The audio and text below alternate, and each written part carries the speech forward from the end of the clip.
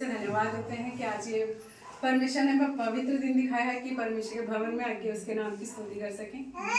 और परमेश्वर हमारे जीवन में दिन प्रतिदिन कुछ ना कुछ करता है, अच्छा करता है।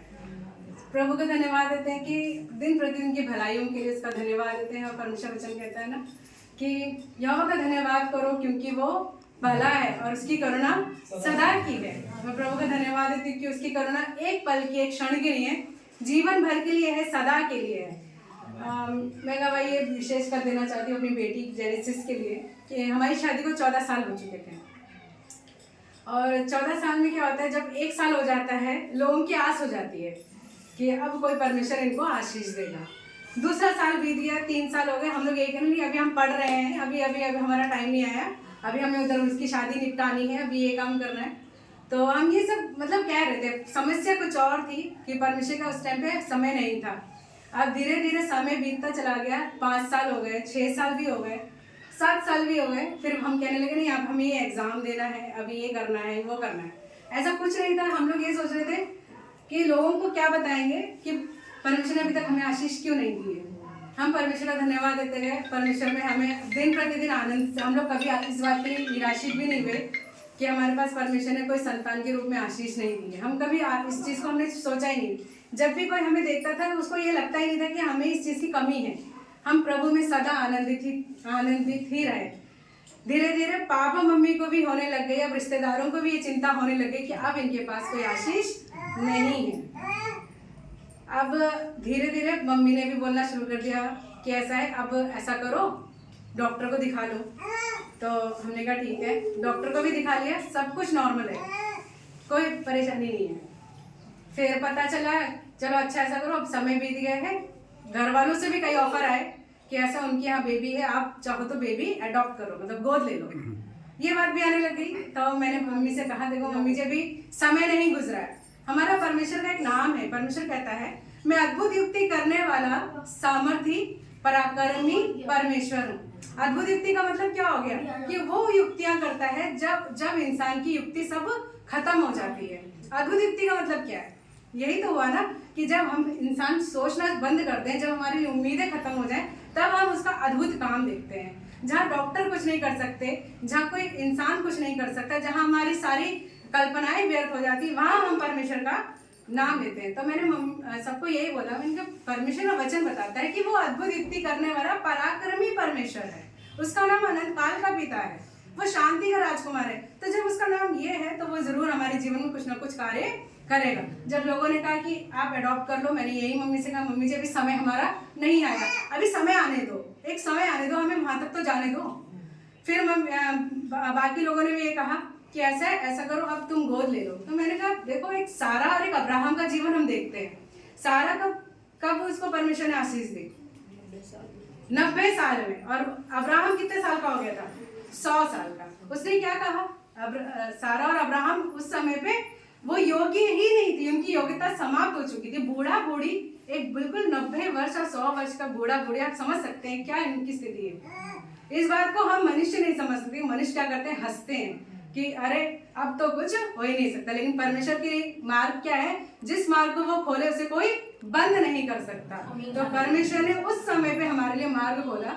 तो अब मेरे घर में अब ये बातें होने लग गई थी। तो फिर मैंने यही बोला अभी परमेश्वर का समय नहीं है। मम्मी अभी मेरे पास समय, सारा के समय तक पहुंचने में तो बहुत टाइम है, 90 साल तो अभी बहुत है ना, अभी हमारा समय समाप्त नहीं हुआ है, अभी आप रुक जाओ, जब हमें अडॉप्ट ही करना है तो हम बाद में देखेंगे, अभी हमें परमेश्वर पर भरोसा है।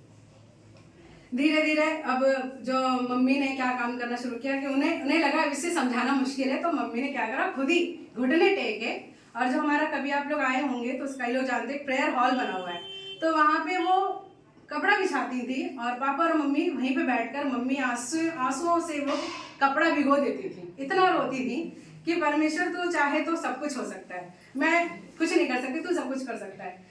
प्रार्थनाएं मेरी ये चल रही थी केरला में भी, चेन्नई में भी। कोई उनका सतीश कुमार का एक प्रोग्राम आता है जी टीवी पे, तो उनके पास हैदराबाद से प्रेयर टावर से कॉल आता है। तो मम्मी ने उनको बताया कि मेरी बेटी को 14 साल 13 साल हो चुका है, उनके प्रार्थना करें, उनके पास कोई आशीष नहीं है। मैं परमेश्वर का धन्यवाद देती हूँ। अब अक्टूबर से अक्टूबर मतलब महीने में, अभी 2023 की बात है ये, तो 2023 सितंबर अगस्त सितंबर से मान लीजिए, मेरे जहाँ मैं टीचिंग करती थी, तो मैं जॉब करती थी, तो मेरे वहाँ पे थोड़ी सी कुछ ऐसी समस्याएं आने लग गई कि लगा कि अब मुझे जॉब यहाँ से छोड़ना पड़ेगा।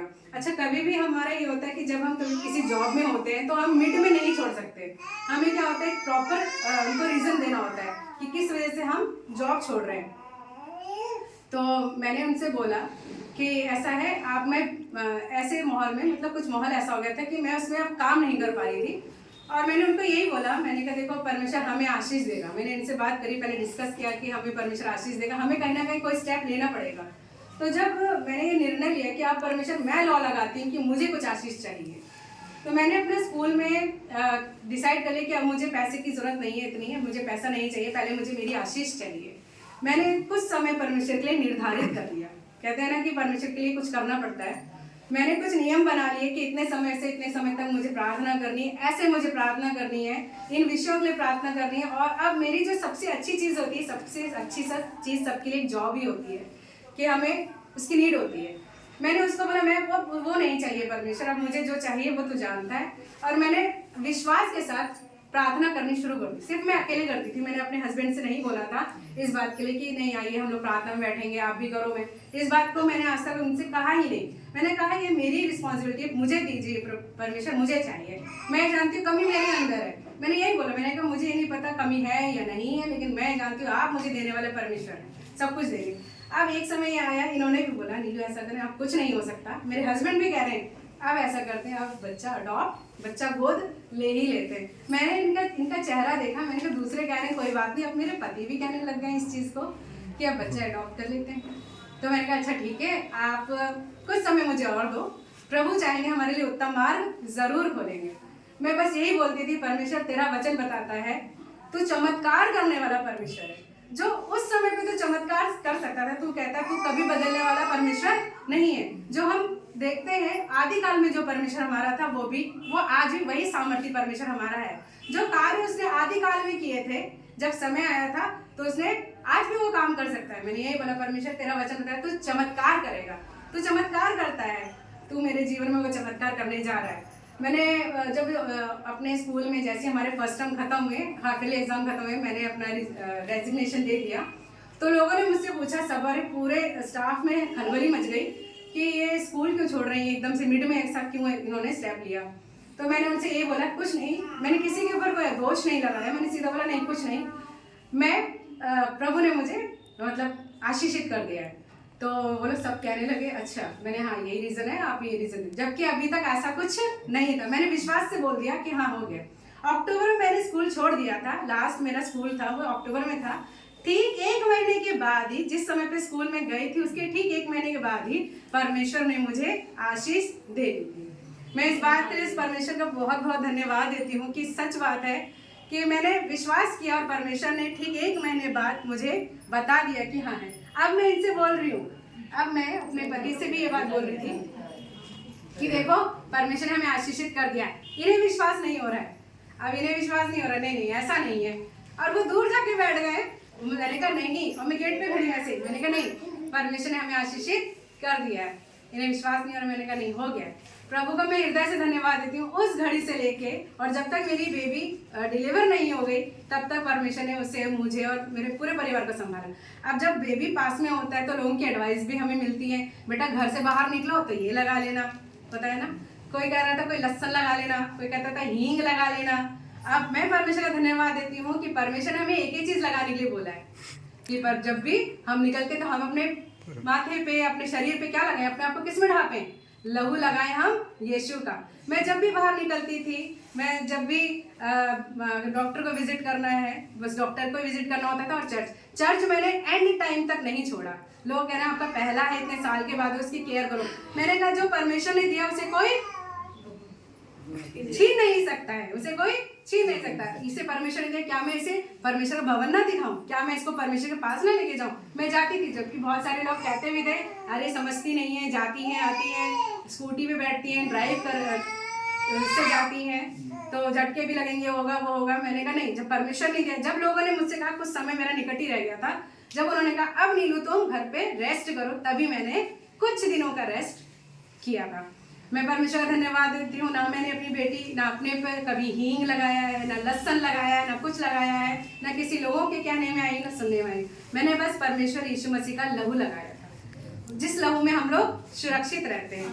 ठीक है, मैंने कभी भी किसी चीज़ को अपने से अलग नहीं है। जब भी प्रार्थना करती थी अपनी बेटी के लिए, अपने पति के लिए, सबके लिए प्रार्थना करी, और परमेश्वर ने मुझे वो दुआओं का असर है क्या जो मुझे परमेश्वर एक सुंदर सी बेटी दी। जिस दिन ये हो गई थी, अभी जब बात चली रही है, ये हुई भी नहीं है, बात चल रही है, चर्च तक में लोग ये कहने लगे हो सकता है इन्होंने IVF कराया है। लोग कह रहे हैं कि इन्होंने IVF कराया है, कुछ कह रहे हैं कि नहीं इन्होंने टेस्ट ट्यूब कराया है, समझते हैं आप लोग सब। तो वो चीजें भी थी, मैंने गवाही दी कि नहीं ऐसा कुछ भी नहीं है। जो काम परमेश्वर सारा के जीवन में उस समय कर सकता है, वही काम परमेश्वर ने मेरे जीवन में अब करा है।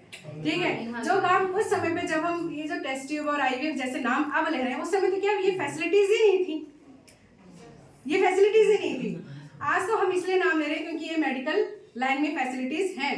मैंने परमेश्वर का धन्यवाद है, मैंने सबको ये क्लियर किया नहीं है परमेश्वर की ओर से। जैसे नॉर्मली परमेश्वर देते हैं आशीष, वैसे नॉर्मली परमेश्वर ने मुझे भी ये आशीष दी है। ये सारी बातों में परमेश्वर को ही महिमा देती हूँ। इन प्रार्थनाओं में लगातार मेरे पापा मम्मी, मेरे ससुराल वाले, जितने भी पास्टर थे, यहाँ तक कि जो भी सेक्शन के पास्टर भी थे, जो हमारे क्लोज भी हैं, उन्होंने भी मुझे जब मेरी बेबी हो गई वो मुझसे मिलने आए, मुझसे कहा कि हमने तुम्हें कभी बताया नहीं कि हमने भी तुम्हारे लिए उपवास रख के प्रार्थना करी है। मैं परमेश्वर का धन्यवाद देती हूँ कि छोटे से छोटा जन्मी जो आपके लिए प्रार्थना करता है ना, उसका भी बहुमूल्य होता है परमेश्वर की नजर में। हम परमेश्वर का धन्यवाद देते हैं कि उन सारी प्रार्थनाओं का असर है कि एक गोली नहीं, एक दवाई नहीं, इस नाम से कि हमें बेबी चाहिए। मैं प्रभु का हृदय से धन्यवाद देती हूँ कि जैसा हमने बोला था, कहता ना परमेश्वर मैं तुझे मुंह मांगा वर दूंगा, वही मुंह मांगा वर मुझे परमेश्वर ने मेरी बेटी के रूप में दिया है। इन सारी बातों में मैं परमेश्वर का धन्यवाद देती हूँ और उसी को आदर महिमा देती हूँ।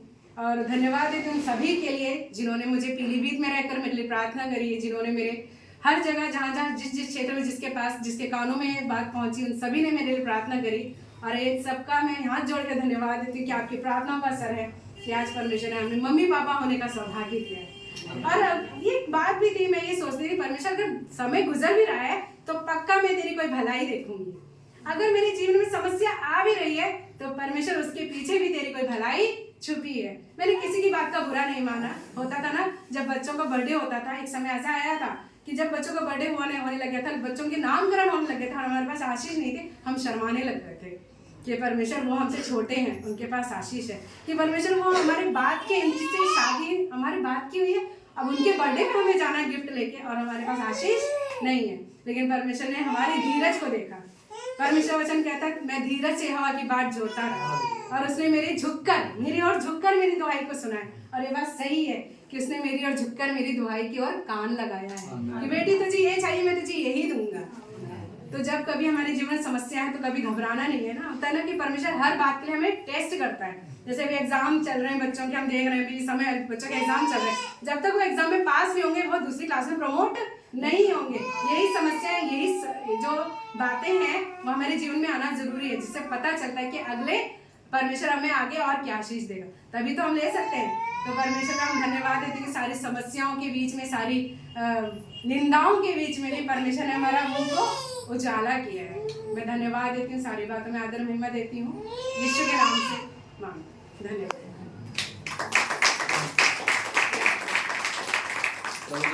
और कोई गवाही देना चाहता है?